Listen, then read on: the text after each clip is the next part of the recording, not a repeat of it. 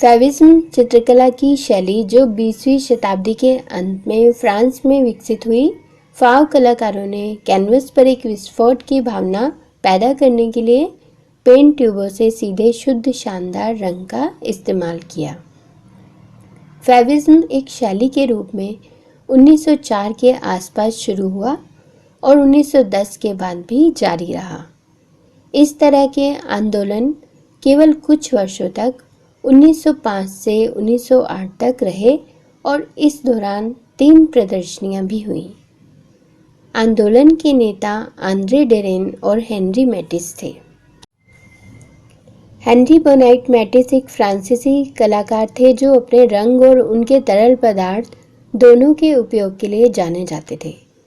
वह एक draughtsman, print maker और मूर्तिकार थे, लेकिन मुख्य रूप से एक चित्रकार के रूप में जाने जाते थे। मैटिस को आमतौर पर पाब्लो पिकासो के साथ माना जाता है।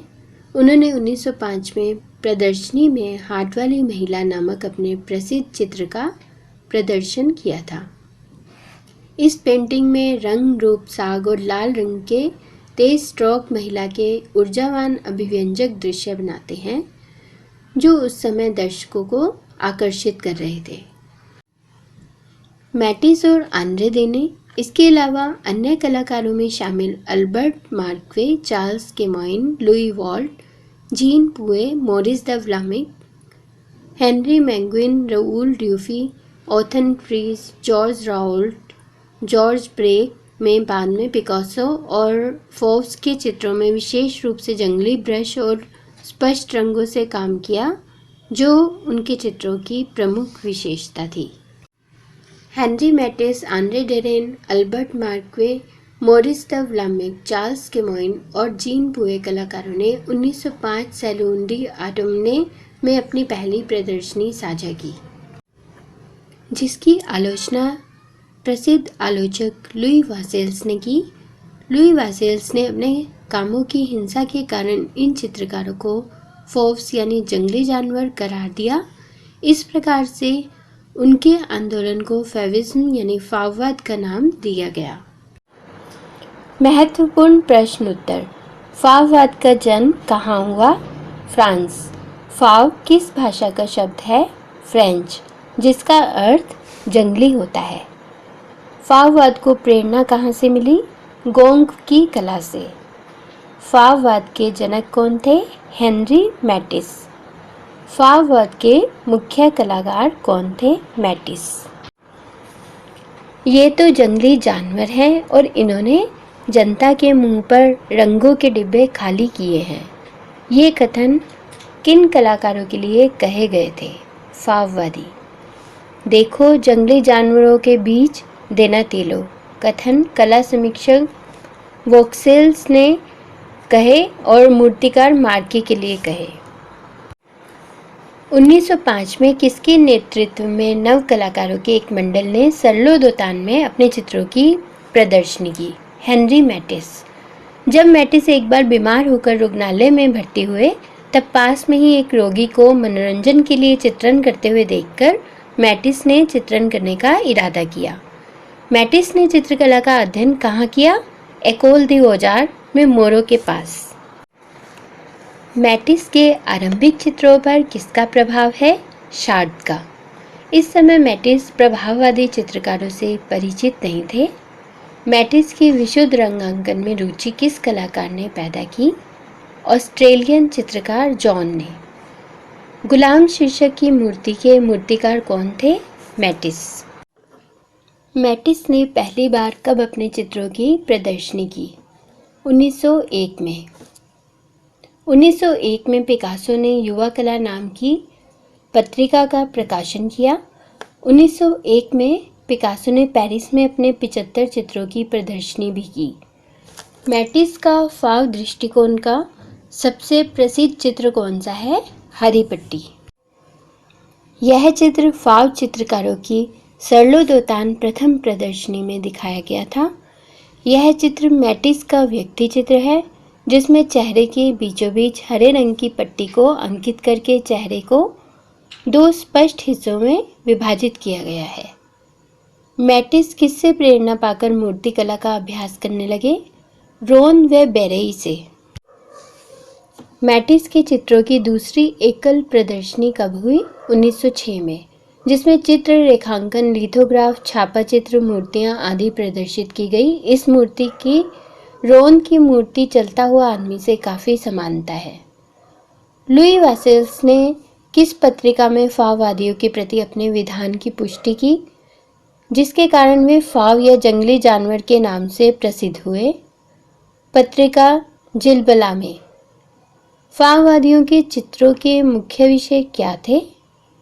समुद्र किनारे, सार्वजनिक स्थानों, समारोह व पर्यटन स्थलों के दृश्य, जिनमें वे चमकीले रंगों का प्रयोग करते थे। अब हमारी आवश्यकता है नैसर्गिक जीवन। आज से भावनाओं का युग प्रारंभ होगा। कथन उपन्यासकार शार्ल लुई फिलिप ने 1897 में पत्र में लिखा, फाववाद का जन्म इसी निसर्गवादी प्रतिक्रिया में हुआ। संगीत चित्र के चित्रकार कौन थे? मैटिस। फाव कला की प्रथम प्रदर्शनी कब हुई? 1905 में। मुझे स्पष्ट दिखाई देता है कि समकालीन चित्रकला मूर्तिकला के समरूप न रहकर संगीत के निकट आएगी, अंतर्मुख होगी। उसमें रंगों के विशुद्ध परिणाम का महत्व बढ़ेगा और वह अधिक सूक्ष्म होगी। इस कथन की भविष्यवाणी किसने की? वान गो ने। ये भविष्यवाणी वान गो ने 1888 में थियो को लिखे पत्र में की थी। वान गो की यह भविष्यवाणी फाव कला के रूप में साकार हुई। किसकी कला से प्रभावित होकर नाभी कला का विकास हुआ? गोंगू की। चित्रों को देखते समय मैंने महसूस किया कि मैं वान गो से इतना प्यार कर रहा हूँ जितना मैंने अपने पिता से भी नहीं किया। यह कथन किसने वान गो के विषय में कहे? ब्लांक ने। अधिकतर फाव चित्रकारों का कला अध्ययन कहाँ हुआ? पेरिस के एहोल द बोजार में, जहाँ उस समय ग्युस्ताव मोरो कला अध्यापक थे। 1905 में पिकासो के चित्रों में नीले रंग की जगह गुलाबी रंग ने प्रमुख स्थान लिया।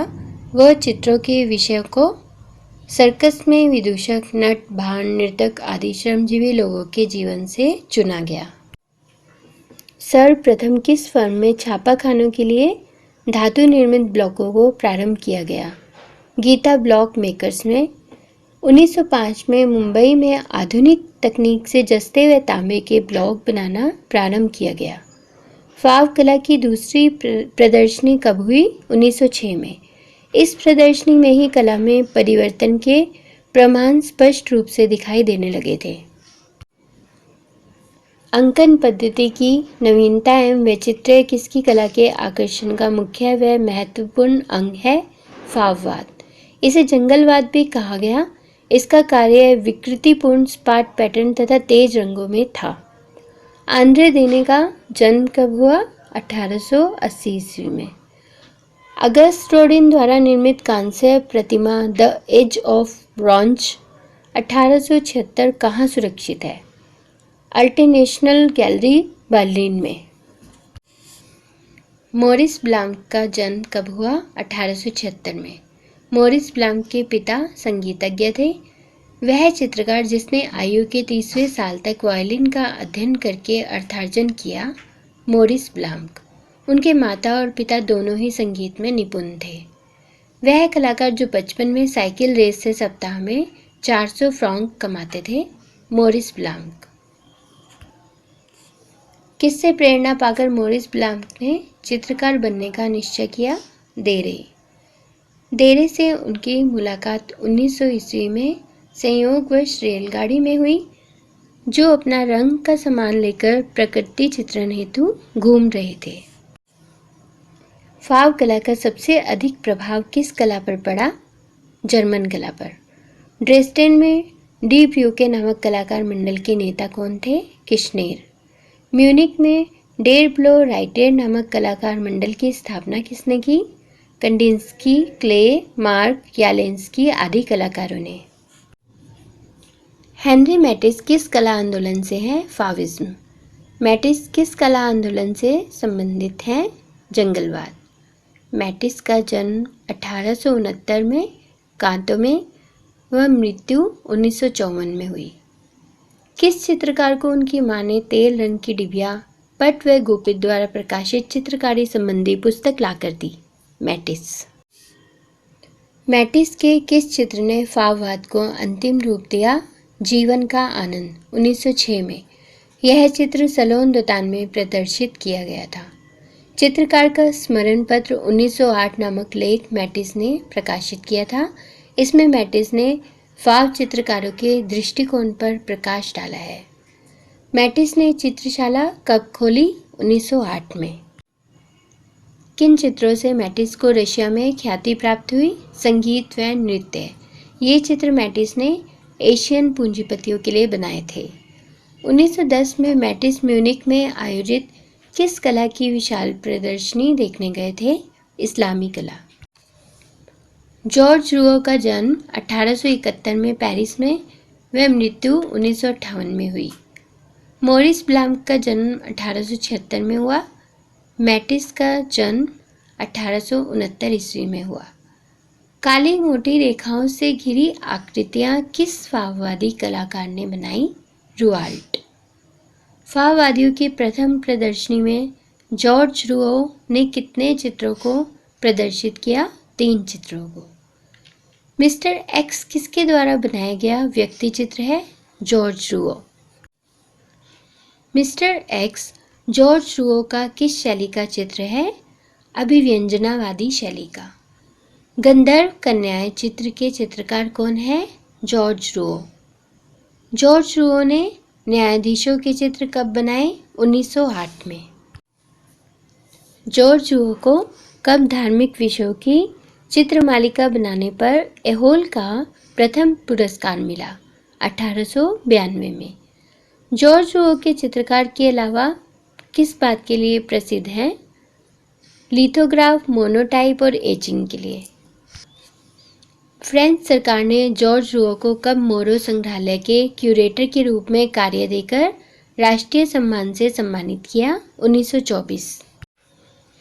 जॉर्ज रूओ ने आसी के गिरजाघर के खिड़कियों के लिए रंगीन कांच के चित्र 1949 में बनाए। किस चित्रकार ने मानव को परमेश्वर का साकार रूप मानकर सहृदय से चित्रण किया? जॉर्ज रूओ। फाववाद का वो चित्रकार जो उम्र में 14वें साल में पुराने कांच के चित्रों को सुधारने का काम करते थे? जॉर्ज रूओ।